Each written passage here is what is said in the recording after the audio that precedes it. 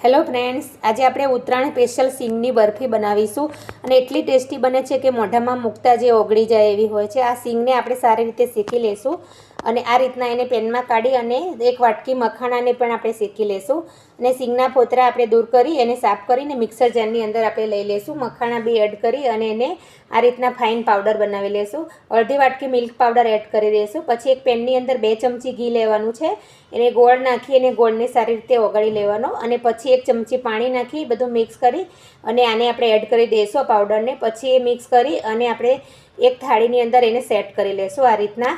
પછી મનગમતા ગાર્નિશ કરીશું. ઉપર કાજુ નાખો, બદામથી ગાર્નિશ કરી શકાય. મેં આ કાજુ અને ગુલાબની પાંદડીથી ગાર્નિશ કર્યું છે. પછી એને મનગમતા શેપમાં કટ કરી અને તૈયાર છે આપણી આ સિંગની બરફી. તો તમે એકવાર જરૂરથી ટ્રાય કરજો, ખૂબ જ ટેસ્ટી લાગે છે અને મોઢામાં મૂકતા જ ઓગળી જશે. તમે ફરાળમાં બી ખાઈ શકશો. તો તૈયાર છે આપણી સિંગ